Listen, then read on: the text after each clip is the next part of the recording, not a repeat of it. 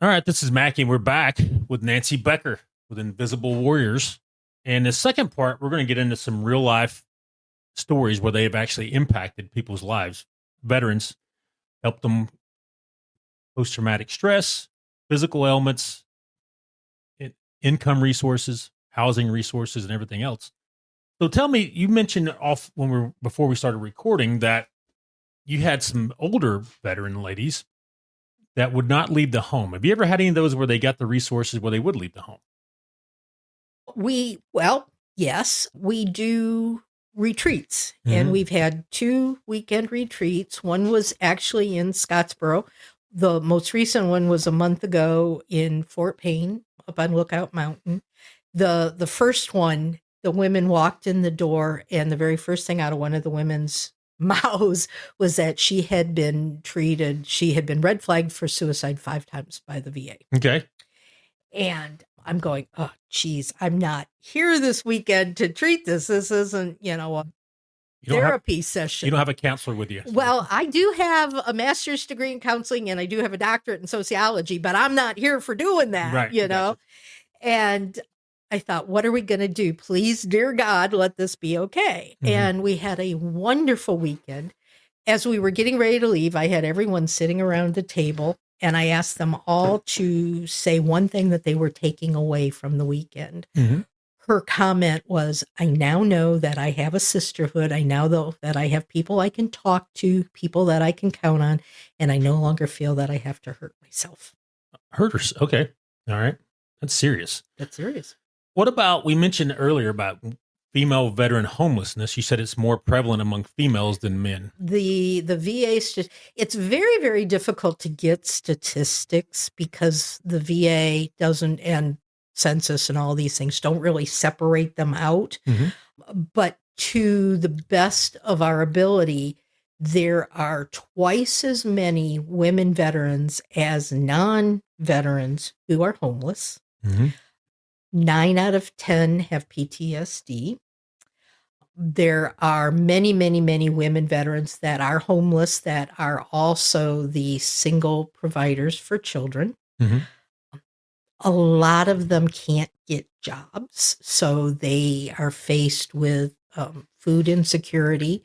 They're faced with, living on the streets. One woman that we helped had been living in the tent camp in downtown Huntsville. Sure. And had gotten beat up to the point where she was in the hospital. Like robbed and beat up? Robbed and beat up. Mm-hmm. And really seriously hurt. And she was afraid to go back into that situation when they let her out of the hospital. And she had no place to go. Okay. She knew no place. So we found her someplace to go that would take her. But a lot of times these people are homeless, and I understand both sides of things, but a lot of these homeless places want the women to provide funding. Okay. And if you're talking about a homeless person? I'm talking about the homeless veterans, anyone who's homeless, but for veterans in particular, they are there to support the women veterans with homes. I talked to someone the other day, and she says, oh yeah, it costs them $150 a month to stay here. And I'm going, they probably don't have that.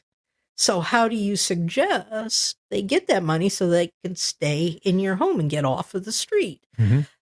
The system's maybe not broken, but it certainly is bruised, So if I had $150, why am I coming to a homeless shelter, right? I guess it's your point. Yeah. I mean, yeah, 150 don't go far today, but no. Now, what about drug and alcohol abuse? Do you see that prevalent with female veterans? That's not really something that I've had a lot of issues with. We did have one woman that we were trying to help that was out of Jefferson County. Mm-hmm. And she was a drug addict, and she was actually over in Madison County and had seen a truck, an 18-wheeler parked in a gas station, and the engine was running, and the driver wasn't in the cab. He was inside doing something. She also, not only was she a drug addict, but I think she had some mental issues. Mm-hmm. And she thought that they were trafficking women. So she got into the cab of that 18-wheeler and stole it, took off in it because she was helping the women get away from the psychotic traffickers. episode. She was having a psychotic episode. Okay. So we're very small. We're very unknown. So we don't get a lot of these things yet because people are just starting.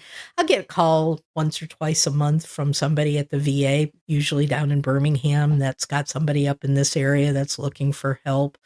Just in my going to different events, I will talk to people who say, oh yeah, my sister-in-law, my, daughter is having issues, whatever.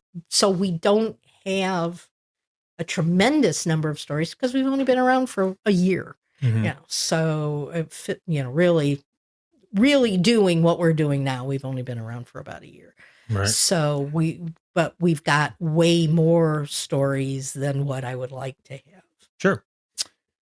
So what's been the moment, I guess a real life moment where you said, this is why we do this? Like you're saying, hey, this organization, maybe we're not going to last, but then something happened. The woman that said she had been red flagged for suicide 5 times, and we've seen her since then, and she's been much better. She still has times, but she's no longer considering suicide. One of the women at the most recent retreat that we had was older, and she said, I don't want to talk about all the issues I went through. I have a son and I have a daughter who are both in the military. They've seen their own issues. I don't want to burden them with the things that I went through. So I don't have anyone to talk to. And I'm a very successful business person, but they're all business contacts. They're not military. So I haven't had anyone that I could just sit and relax and talk to for, an entire weekend where others get what I'm talking about. It doesn't have to be big. It can be little things, but it could mean a whole lot to that person. So tell me about the retreat. What goes on with these? Is it secret? No.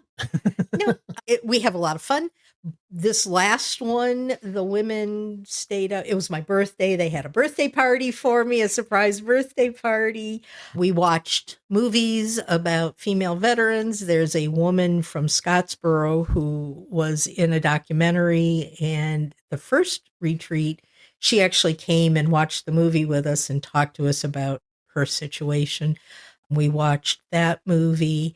They played Phase 10 until 3:30 in the morning. Yeah, Phase 10 is intense. Yeah, and then they played dominoes one night, and it was like, then they all went to bed, set their alarms, got up because we were overlooking the mountains, and they got up and at 6:30 and watched the sunrise, and then they all went back to bed. And at 10 o'clock, I had to find on YouTube, a video of Reveille to play for them, and they all kind of come down the stairs going, did I just hear that? But it got them up. So, right. And cooking and just being there. And we did a decluttering session where we were not only talking about decluttering homes, but decluttering their minds and getting rid of some of the junk that's in their minds. We have monthly events where we're getting ready to have another decluttering event, and just times to get together and just share. And like I said, we do yoga and Tai Chi, and we're trying to get a grant right now to have an arts program where they can come and paint and write and do videos and all kinds of stuff to work on their issues, because that's been proven as being very helpful for PTSD and MSD, is being able to get out those feelings on paper in some way. We go on hikes, just all kinds of things. Right. Yeah. So I scrolled past my question here. I had it pulled up. What about female veterans that are struggling to support children? What do you guys, have you seen any positive impact there? Or? We've had a couple of times when the children have been kind of secondary, but it was one woman called and said, I can't get to my VA appointment because my car died. And I have 3 little ones, and I don't know what I'm going to do with them, and I don't know how I'm going to get to the VA appointment. So we called, number one, we've got daycare centers that we use as resources that will take them in on a, just on a standby basis for a couple of hours. We called and got them in there. And Uber is now working with the VA. So if you're a veteran and you're trying to get to a VA appointment, Uber doesn't charge you. The VA. The VA pays it. So I will pick up the phone and call, my Uber contact, and I'll say, hey, I need you to be at such and such an address at such and such a time. You need to take this woman to her VA appointment and then get her back. Hey everybody, Macky here. This episode is brought to you by Invisible Warriors. While millions of women have served our nation in uniform, many of their stories remain untold. Invisible Warriors exist to recognize, respect, and support military women and women veterans through advocacy, resources, community, and trauma-informed programs designed specifically for their unique experiences. If you know a woman who served, or if you're looking for a way to support those who have sacrificed for our country, visit invisiblewarriors.org and learn how you can help. That's invisiblewarriors.org. Back. And so then she hasn't had to worry about missing her VA appointment. She hasn't had to worry about her kids. It's just, we try to do anything that anybody needs help with. We try to find them the resources and the support they need. Okay. Let's see here. You just described that one I was going to get into. Now, do you have any, we talked about a lot of the older women, the younger ones coming out of the military now, the recent wars. Do you have those participating in the program, or what are you seeing there? We have a few, but it's a harder story with them often because their whole sentiment is that they had fought their whole time they were in the service to be considered a veteran, not a female veteran. And so when we say we support female veterans, they bristle at it a little bit because they say, but we're veterans. Yet, on the other hand, a story I told you offline was about this woman who was disabled. She had 20% disability benefits, and she has more injuries that she got while she was on deployment. But they were to her breasts and to her uterus area and all of those things. She went to the VSO to say, I think I should be getting a higher ranking of disability. What can you do to help me? And now this is one single VSO. I don't know that this would be across the board, but he refused to help her because he said, those are just women's issues. You're already receiving benefits. I'm not wasting my time. So they can't say that they're veterans, not women veterans, and then try to get support for issues that are considered female.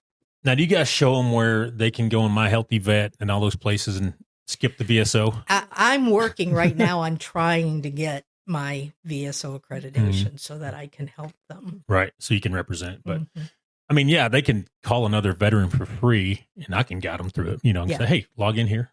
A lot of people, I've dealt with some older veterans that never applied for benefits, and they didn't know you had to go in there and get a login and password, something like that. Those are things. Those are all things. I had one of the things that was the most actively used during this last retreat is I had a VSO Benefits for Dummies book that I had taken with me, and every single one of them fought over, I need the book. I need to see what it says about this and this and this. So they're, and once you get that login and password, you can do a lot of this without having to go through some knucklehead. I just read a statistic yesterday, however, that said, and I taught statistics when I was in my doctoral program, so I know you can make statistics do whatever you want them to do. But the statistic I read yesterday that said it is proven that many more people who apply for benefits using a VSO than not get those benefits because they don't know when you're doing it on your own. You don't know the buzzwords. You don't know all the things that, that these applications are going through AI now, and the AI catches certain things. And if you don't put those certain things in there, it's going to kick you out. Right. So you really need to know. No, you don't have to use a VSO, and certainly don't go to some of these attorneys that charge you all this money for getting them, because you shouldn't have to. So the attorney can come and play if you keep getting turned down. Yes. It's like a last resort, the attorney is. Yes. I know attorneys hate to hear that. Yeah. They want to be the first resort. Yeah. I deal with attorneys in my business every day. So yeah. But you shouldn't have to pay for these services. You deserve this as being a part of, whether you're a man or a woman, you deserve these things. And they are free if you find the right place to do it. Right. So sure. But the other problems with VSOs is that it's one of the organizations in town that is known for, that's what they do. It can be 8 to 10 months before you can get an appointment to get in and see them, to even apply for yours. So if you can figure out how to do it on your own, but you also got to be careful, because you could get sued. Right. If I tell them to do something and they don't get what they think they deserve, they can turn around and sue me. So that's where the lawyer comes in at. Right. Yeah. So I know to run an organization like this, it requires money, right? But how important is the community of these women compared to the financial assistance people? Much more. Right? The problem with all of this is it's trifold. We want to support the women. That's our number one issue. And if I could do it without ever having to pay a cent for it, I would sign me up for that. But we can't afford our internet. We can't afford our marketing. We can't afford any of the things. It's going to cost me $10,000 for this gala that I'm doing. We can't do any of that without the finances. We can't provide the programs. It costs $10,000 for this last retreat. Thank you, Drake State. They had a VA grant that they came on and worked with us and provided much of the funding for this last retreat we had. So that was nice. That was very nice. That was incredible. So without people donating, without people volunteering, I'm a one-man band. Bringing Ed back into the story again, he takes me everywhere because of my disabilities that we talked about earlier. I can't drive. I've had many surgeries. I can't put my foot on a gas pedal, so I can't go anywhere without him. I'm in a wheelchair. I can't do things without him. Started out as a joke. We got him a name tag for when we were going around to all these events, and the name tag says legs. Legs. That's funny. But it's stuck, and now people will come up to him and they'll look at his name tag and say, "How do you pronounce that? Is that Scandinavian?" Right. But he does all of that. But without him, I'm basically a one-man band. I have one wonderful woman who volunteers as much as she can. I have a grant writer who volunteers as much as she can. But basically, if we're doing anything, it's me, myself, and I. So I need the volunteers. I was yelled at the other day because I'm not paying. And I said, well, isn't that what a volunteer means? But, it's so we can't do any of what we want to do. We can't get the women coming to events if we don't have events. We can't have the events if I don't have somebody helping me. And we can't do any of it if we don't have funding. Right. Yeah. So where do most of your funds come from? Donations and grants. Donations and grants. Okay. Now, if somebody wants to donate, they just go to your website, right? Just go to the website. InvisibleWarriors.org. Ding. Right. Yep. Absolutely. Go there. And I've been on the site. You can click donate and give $10 or $10,000. Yep. If you want to give me $5, give me $5. I will gladly take it. Right. All right. So the big question at the end here, if one of the women you help were sitting here today, what do you think she would want Americans to know about women veterans? We have bumper stickers that say she served too. She served too. All right. Okay. That's what I want. Yeah, I'm guilty. I think every veteran's just a veteran, right? And then until you talk to somebody like you don't realize, well, they have different physical and emotional problems than men do. Men handle things differently than women. And then the physical side is obvious, right? But, I never thought about it until I started looking at your organization. It's a great organization. Thank you. I appreciate that. Thanks for coming. Hopefully we can get the word out here with this. But come to the gala, everybody. $65 for a ticket. All right. Before we I got to know what you're feeding people first. We are having a buffet with beef, chicken, and possibly seafood. Nice. Is your husband going to wear a tuxedo? Yes. He's wearing his dress blues. Really? If I tried to put my dress blues on, I wouldn't be able to breathe. But so the gala, say it again. What day? It's June 12th at 5:30 at the Holiday Inn Mid-City. Okay. And what time does it start? 5:30. 5:30. All right. And if you want to donate, if you can't make it to the gala, and if you want to donate, just if donating for the gala is really important, and I didn't mention that, there are 9 women at Tutfan, which is the VA senior home here in town, and tickets donated go to them. Okay. They love coming to this. And nice. We're bringing 9 of them. Gets them out of that building, right? So, and they get to celebrate. I've been in there; it's not that bad. So, but I wouldn't want to hang out there all day for weeks at a time. No. All right, we're going to get out of here. And if you want to donate, if you want to find out more, just go to invisiblewarriors.org. Invisiblewarriors.org. That's all we got, and we'll talk to you soon. Bye, y'all.